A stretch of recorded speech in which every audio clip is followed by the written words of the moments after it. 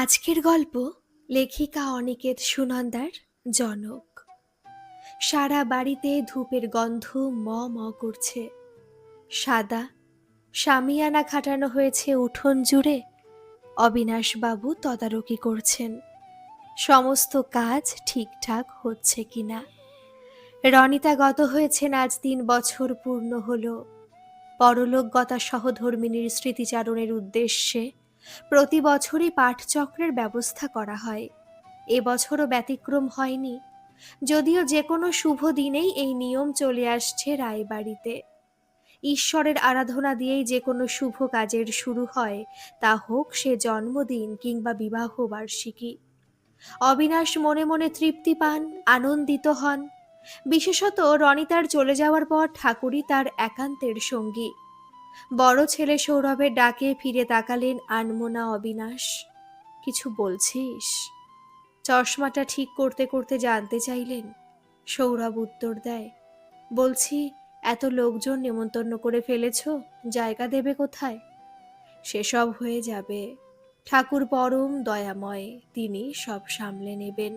এত ভাবিস নে সরু, পরম নিশ্চিন্তে উত্তর দেন অবিনাশ। বড় সৌরভ আর ছোট ছেলে বৈভব বাবার এই সব খেয়ালি কাণ্ড কারখানা দেখে সময় সময় বিরক্ত হয়ে ওঠে। মা বাবার প্রতি শ্রদ্ধা ভক্তি কম নয়, কিন্তু 2 দিন পর পরই এত বড় অনুষ্ঠান সামাল দিতে হিমশিম খেতে হয় ছেলেদের আর ছেলে বউদেরকেই। সব মিলিয়ে বলতে গেলে বছরে 4-5 বার এ ধরনের অনুষ্ঠান চলে। সৌরভ বাবার সাথে কথা শেষ করে বারান্দার দিকে উঠে যেতেই সামনে দাঁড়িয়ে বলে স্ত্রী সর্বাণী, কি হলো গো, অমন বেজার মুখ কেন? বেজার আর কি সাধে, দেখছো তো বাবার কাণ্ড, 2 দিন পর পরই একটা ঝামেলা বাঁধিয়ে বসেন। এসব সামাল দিতে ব্যবসা বন্ধ, ছুটোছুটি আর শরীরের কথা তো বলেই লাভ নেই।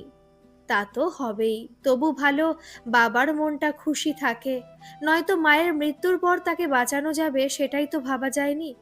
তুমি এইসব নিয়ে আর কথা বলো না, মন্দ কি, ঠাকুরের নাম নেওয়া হবে। সর্বাণী বরাবরই শ্বশুরের পক্ষে কথা বলে। অন্যরা বিরক্তি দেখালেও বড় বউ হিসেবে সর্বাণী তার সাধ্য মতো করে। সৌরভ পৈতৃক ব্যবসা রায় এম্পোরিয়ামের সমস্ত দায়িত্ব বুঝে নিয়েছিল সে বিয়ে পাশ করার পরপরই। আর বৈভব একটা প্রাইভেট কোম্পানিতে ইঞ্জিনিয়ার, বেশ নামডাক হয়েছে ইদানিং। অবিনাশের এই 2 ছেলে আর ছেলে বউ নাতি নাতনি নিয়ে বেশ সুখের পরিবার। পাঠচক্র শেষ হওয়ার পর লোকজনের প্রসাদদান পর্ব শেষ হতে হতে বেশ রাত হয়ে গেল। ছোট বউ নীলা কাজে পটু নয়, তাই সর্বাণীকে নিপুণ হাতে ও ধৈর্যের সাথে সমস্ত কাজ সম্পন্ন করতে হয়। অতিথি অভাজ্ঞাত পাড়ার লোকজন পরিচিতজন সবাই চলে গেল। শুধুমাত্র অবিনাশের শ্যালক সুরেশ বাবু সে রাতের মতো থেকে গেলেন ভাগ্নেদের একান্ত অনুরোধে। রাতে খাবার টেবিলে সুরেশবাবু সর্বাণীকে বললেন, এত কাজ করার পরেও এত কিছু রান্নার ব্যবস্থা, বৌমা তুমি সাক্ষাৎ অন্নপূর্ণা। সর্বাণী খুশি হলেও সেটা প্রকাশ করে না, বরং সলজ্জ হাসিতে পরিবেশনে মন দেয়। অদূরে দাঁড়িয়ে থাকা নীলার মুখটা কালো হয়। নীলা ধনির দুলালি, এত কাজ টাজ পারে না, তাই সর্বাণীর কাজের কদর করে সে নিজেও, তাই বলে সেও তো সাধ্যমতো সাহায্য করে, অথচ প্রশংসাটা সর্বদাই বড় বৌমার জন্য তোলা থাকে। সৌরভ হাতের গ্রাস মুখে তুলে নিতে নিতে বলল, তা মামা অন্তু, মান্তুদের কি খবর? ব্যবসা তো বেশ জমজমাট দেখলাম। সুরেশবাবু ম্লান হেসে বললেন, ব্যবসায়ী নয় রে, বাড়িও জমজমাট ইদানিং। বেশ রহস্য করে বলেন সুরেশ। কথাটা এতটাই বিশ্বদৃশ শোনালো যে অবিনাশও জিজ্ঞাসু চোখে তাকালেন শ্যালকের দিকে। টেবিলের সবকটা চোখ তার দিকে তাকিয়ে আছে বুঝতে পেরেই সুরেশ নিজে থেকে উত্তর দিলেন, অর্থ অনর্থের মূল যে, এখন ব্যবসা বড় হয়েছে, আমি আর তোর মামিমা বুড়ো হয়েছি, কবে আছি কবে নেই, তাই সব ঝামেলা মিটিয়ে নিতে গিয়ে রোজ ঝামেলা চলে, এই আর কি। অবিনাশ মুখ খুললেন, মানে? সুরেশ আবারও ম্লান হাসলেন। ভাগ চায় জামাইবাবু, যার যার হিসেব বুঝে নিতে চায়, পাকা ব্যবসায়ী তো। অবিনাশের মুখ অন্ধকার হলেও সৌরভ বেশ উৎসাহিত হয়ে উঠল। এতে এত মুখ কালো করার মতো কি, তুমি থাকতে থাকতে এসব মিটিয়ে দিলেই তো ভালো মামা। তাছাড়া তাদের ছেলে মেয়ে বড় হচ্ছে, ভবিষ্যতে কত টাকার দরকার, পরে এসব বিষয় সম্পত্তি নিয়ে কত শত ঘটনা যে ঘটে। বৈভব দাদার সাথে একমত ব্যক্ত করল। অবিনাশ অবাক হলেন তাদের কথা শুনে। তবে কি তারাও এমনটাই ঠিক মনে করে? অবিনাশের এত টাকা সম্পদ সবই তো তাদের, তার অবর্তমানে তারাই তো মালিক। তাহলে এত তাড়া কিসের ভেবে পান না। সেদিন পাড়ার ছেলেরা পুজোর চাঁদা তুলতে এসেছে করোনা পরিস্থিতিতে দুস্থদের সাহায্যার্থে। অবিনাশ বরাবরই দরদি মানুষ। চেক বই খুলে নির্দ্বিধায় 25,000 টাকার চেক লিখে ফেললেন। ঘটনাটার প্রত্যক্ষ সাক্ষী থাকলো নীলা। সে সময় মুখে কিছু না বললেও সমস্ত ঘটনাটা স্বামীর কানে দিতে দেরি করল না। এসব কি শুরু করেছো বলো তো বাবা? বৈভবের তীক্ষ্ণ কণ্ঠস্বরে খানিকটা অবাকই হলেন অবিনাশ বাবু। কি শুরু করেছি? এভাবে বিলিয়ে দিতে থাকলে তো পথে বসতে হবে বাবা। চরম বিরক্ত হয় বৈভব। ব্যাপারটা খুলে বললে ভালো হয় বিভু। এবার একটু শক্ত হয়ে বলেন অবিনাশ। পুজোর চাঁদা কেউ 25,000 টাকা দেয়? এসব কি করছো তুমি বাবা? কেন? আজীবন রোজগার করলাম, তা থেকে কিছু দান করতে পারবো না? এত টাকা দান করবে? তোমাদের জন্য তো কম রেখে যাচ্ছি না।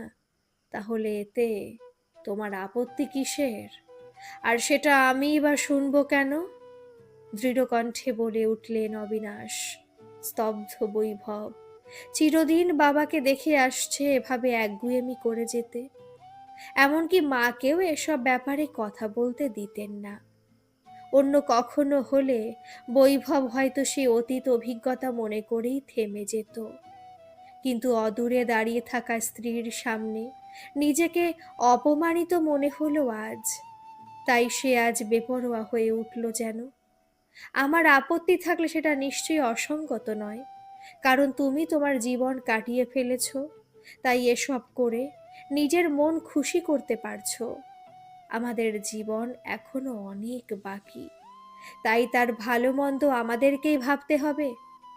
অবিনাশ আহত হলেও স্বভাব বিরুদ্ধ হলেন না। চিরকালের স্থিতি মানুষটি আজও স্থিরভাবেই বললেন, হ্যাঁ তাই ভালো। তোমাদের ভালো মন্দ তোমরা ভাবো, আমি বাধা দেব না। সারা জীবন আমি যেমন দুহাতে রোজগার করেছি, এখন বিলোচ্ছি, তোমরাও পারবে। এখন তুমি আসো, রেস্ট করব। বৈভবের কথাগুলো বুঝতে সময় লাগলো না, তাই আর দেরি না করে হনহন করে ঘর থেকে বেরিয়ে গেল। আসলেই মানুষটা বুড়ো হয়ে গেছে। মনে মনে একটা তীব্র জেদ চেপে গেল, এর একটা বিহিত করতে হবেই। পরদিন সৌরভের সাথে এই ঘটনাটা নিয়ে কথা হয় বৈভবের। সৌরভ বড় ভাইয়ের মতোই বৈভবকে বুঝিয়ে শান্ত করে। কিন্তু এর কয়েকদিন পরেই আবার দূরসম্পর্কীয় এক আত্মীয়ের মেয়ে বিয়েতে মোটা টাকার আর্থিক সাহায্য করলেন অবিনাশবাবু। অথচ সৌরভ বৈভবকে এ ব্যাপারে কিছু জানালেন না, বোধ করি প্রয়োজন বোধ করলেন না। ঘটনাটা আত্মীয়দের প্রশংসার সুবাদেই কিছু সময়ের মধ্যেই কানে এসে পৌঁছায় সৌরভের। মনে মনে একই প্রশ্ন তারও জাগে, বাবা কি সবকিছু এভাবে বিলিয়ে দেবেন? তাদের ভবিষ্যতের কথা একবারও ভাববেন না? সেদিন সন্ধ্যায় তাড়াতাড়ি বাড়ি ফেরে সৌরভ। বাবার সাথে এ অবধি এসব নিয়ে কথা বলেনি, কিন্তু এখন না বললেই নয়। অবিনাশ একটা বই হাতে মগ্ন হয়ে সোফায় বসেছিলেন।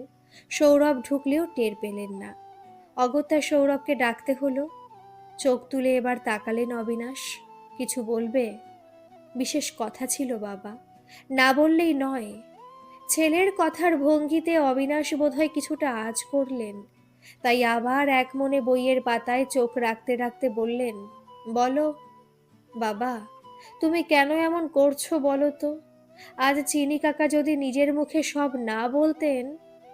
কথাটা সম্পূর্ণ করতে না দিয়েই বলে উঠলেন, তাহলে তোমার জানা হতো না আমার একটা ফিক্সড ডিপোজিট ভেঙে তার মেয়ের বিয়ের জন্য দিয়েছি, এই তো। বাবার নিরুদ্বেগ মুখের ভাবে সৌরভের মাথা গরম হয়ে গেল হঠাৎ। তোমার যা সঞ্চিত সব তুমি শেষ করে যাবে, আমাদের কি জিজ্ঞেস করারও প্রয়োজন মনে করনি বাবা? না। নির্লিপ্ত উত্তর।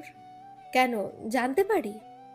কারণ যা দিয়েছি তা আমার জমানো, তার জন্য কাকে জিজ্ঞেস করব? তোমার বয়স হয়েছে, যে যেভাবে পারছে ভুলিয়ে টাকা নিয়ে যাচ্ছে, অথচ তুমি একবারও জানাও না পর্যন্ত আমরা তোমার কেউ নই। তোমরা আমার ছেলে, আমি আমার ছেলেদের জন্য যতটুকু করার তা করেছি। তোমাদের পড়াশোনা, প্রতিষ্ঠিত করা, বিয়ে, এই বাড়িঘর, সম্পত্তি, জমানো টাকার প্রায় অর্ধেক তোমাদের দিয়েছি, বাকিটুকু আমার। আর সেখানে আমি কারো দখলদারি পছন্দ করব না। কিন্তু এভাবে আমাদের না জানিয়ে, জানালে টাকাটা দিতে রাজি হতে না। বাবা হিসেবে এটুকু ভরসা তোমাদের আমি করতে পারি। একটা ম্লান হাসি এলো অবিনাশের মুখে। সৌরভ উত্তেজিত হয়ে উঠল। তার মানে আমরা তোমার বিশ্বাসী নই? যারা 7 জন্মে খোঁজ করেনি তারাই সব? খোঁজ করেনি বলেই রক্ষে? অস্ফুট কথাটা সৌরভের কান এড়ালো না। সন্দিগ্ধ চোখে তাকালো বাবার দিকে। কি বললে বাবা? কিছু না, তুমি যাও। না, আজকে তোমার সাথে কথা শেষ না করে যাব না। কি কথা? কিসের শেষ? আমার শরীর ভালো না সরু, এখন বিশ্রাম করব, তুমি ঘরে যাও। আর কিছু বলতে পারল না সৌরভ। বেরিয়ে এলো ঘর থেকে। দেখতে পেল সামনেই সর্বাণী, আর একটু দূরেই সিঁড়ির দিকে নীলা। ওদের কানে যে কথাগুলো গেছে সে আর বুঝতে বাকি রইল না সৌরভের। রাতে স্ত্রী সর্বাণী তাকে বোঝায় এ বয়সে বাবার বোধ বুদ্ধি ঠিক মতো কাজ করছে না, তাই ওভাবে বলেছেন। ছেলে হিসেবে বোঝার দায়িত্বটা স্বামীকে দিয়েই নিশ্চিন্ত হতে চায় সর্বাণী। সে বরাবরই শ্বশুর শাশুড়ির আদুরে ছিল, আর তাদের প্রতি তার শ্রদ্ধাও অকৃত্রিম ছিল বলেই সবাই যখন টাকা পয়সার অহেতুক অপচয়ের হিসেবে ব্যস্ত, সেই কেবল বৃদ্ধ শ্বশুরের প্রতি আস্থাশীল। সৌরভের বিনিদ্র চোখে দুশ্চিন্তা, অন্যদিকে অবিনাশের চোখেও ঘুম নেই। আর একটু হলে বহু বছরের গোপন কথাটি মুখ ফসকে, না না না, তা কিছুতেই সম্ভব নয়। মৃত্যু অবধি তা প্রকাশ করতে পারবেন না, কথা দিয়েছেন রনিতাকে। তার শেষ অনুরোধ তো নষ্ট হতে দিতে পারেন না অবিনাশ। এবার সৌরভ বৈভবকে তাদের পাওনা বুঝিয়ে দিলেই শেষ কর্তব্যটুকু সমাধা করবেন বলে মনস্থির করলেন অবিনাশবাবু। পরের সপ্তাহে উইল করে সম্পত্তি, জমানো টাকা, বাড়িঘর 2 ছেলের মধ্যে সমান ভাগে ভাগ করে দিলেন। নিজের জন্য রাখলেন গ্রামের বাড়িটি। হঠাৎই বাবার এহেন পরিবর্তন পরিবারের সবার মনে সন্দেহ জাগালো। মনে মনে অনুতপ্ত সৌরভ বাবাকে একবার বলেও ছিল, থাক না বাবা, তুমি থাকতে এসবের কি দরকার। অবিনাশ গম্ভীর হয়ে উত্তর দিয়েছিলেন, আমি থাকতেই যখন জবাবদিহি দিতে বলো, তখন আর আগলে রাখা নয়। তোমাদের প্রাপ্য থেকে এইটুকু বঞ্চিত করিনি আমি। তুমি ব্যবসায়ী মানুষ, হিসেব করে দেখে নাও। যতটুকু খরচ করেছি তা আমার পৈতৃক সম্পদের অংশ। গ্রামের বাড়িটাও তাই ওটাই আমার থাকুক। ওটা যেহেতু আমার রোজগারের টাকায় নয়, সেটা সম্পর্কে তোমরা জানতে চাইবে না আশা করি। বলেই অবিনাশ নিজের ঘরে ঢুকে দরজা বন্ধ করে দিলেন। একা থাকাটাই এখন তার একান্ত প্রয়োজন। এদিকে এতদিন বাবার অহেতুক দান ধ্যান যাদের মনে হাজারটা প্রশ্নের জন্ম দিয়েছে, আজ যখন কল্পনার চেয়েও বেশি যার যার হাতে পেল, তখন সেগুলো যেন গুরুত্বহীন হয়ে উঠল 2 ছেলের কাছেই। মানুষের মনস্তত্ত্বটাই জটিল। প্রশ্ন করে বৃদ্ধ পিতাকে তার বয়সোচিত মতিভ্রম স্মরণ করিয়ে দিয়ে নিজেদের বিচক্ষণতার উপর যে গর্ববোধ করত, সেই রাস্তা তো এবার বন্ধ। বাবা তো তাদের বঞ্চিত করেননি, তাদের ভবিষ্যতের যথেষ্ট চিন্তা করে রেখেছেন। এই বয়সে যথেষ্ট বিচার বুদ্ধি দিয়ে সমাধান করেছেন ছেলেদের সন্দেহের। এবার জবাব চাইবার কিছু নেই। জবাব দিতে বাধ্য নন বৃদ্ধ অবিনাশ। মনে মনে স্বস্তির নিঃশ্বাস ফেললেন। বছর 4 বাদে রায়বাড়িতে আবার লোকজনের সমাগম। তবে আজকের পাঠচক্রের উদ্যোক্তা সৌরভ, বৈভব।